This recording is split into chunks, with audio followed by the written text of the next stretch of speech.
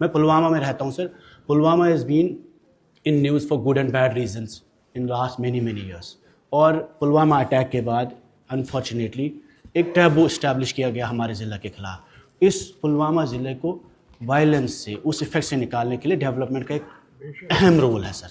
Since we are discussing industry and development and perhaps क्योंकि industry और development की बात हो रही है, पिछले 5 सालों में 5 अगस्त के बाद जो फैसला जो 5 अगस्त को हुआ, one of the biggest reason for justifying 5 August was कि डेवलपमेंट होगी, विकास आएगा और इंडस्ट्रियलाइजेशन होगी और बहुत ज़्यादा इन्वेस्टमेंट होगी।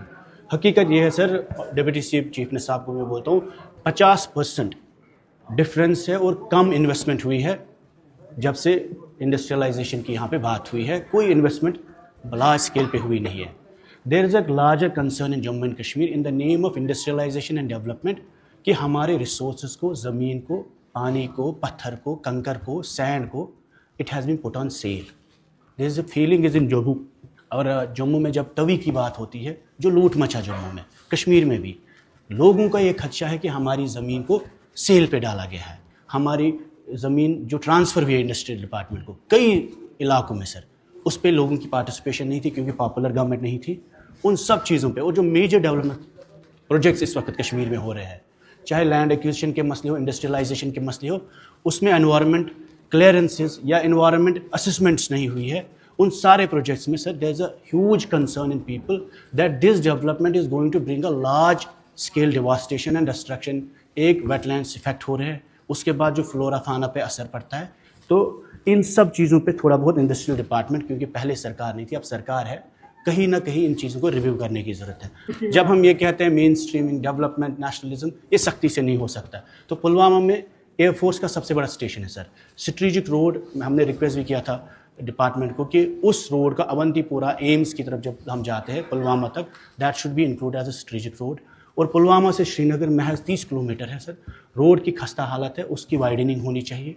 उसके बाद इंडस्ट्रियल ग्रोथ सेंटर, जब आप इंडस्ट्री की बात करते हैं, सबसे बड़ा इंडस्ट्रियल ग्रोथ सेंटर लासीपुरा में है, उसके भी रोड की खस्ता हालत है, वहाँ वाइडनिंग होनी चाहिए। साथ ही साथ मेन डिस्ट्रिक्ट हेडक्वार्टर में हम सर हमारी डिमांड है, जो हमने ऑनरेबल चीफ मिनिस्टर साहब को भी लिखा था, कि सर्कुलर रोड होना चाहिए। एक रिंग रोड है, एग्जिस्टिंग प्रोजेक्ट है वहाँ पे जो पेंडिंग है कई सालों से, उसमें एलोकेशन ऑफ फंड्स होनी चाहिए।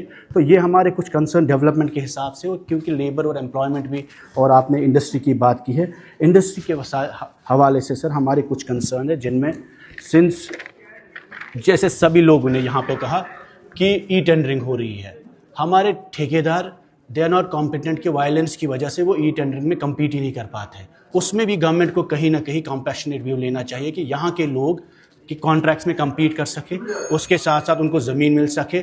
और कुछ स्कीम जैसे हमने YSL के लिए सर पहले भी कहा कि EDI के थ्रू जो YSL स्कीम थी उसको रिवाइव करना चाहिए, ताकि अगर नौकरियां नहीं मिली तो स्टार्टअप्स में थोड़ा बहुत सपोर्ट मिलना चाहिए। शुक्रिया।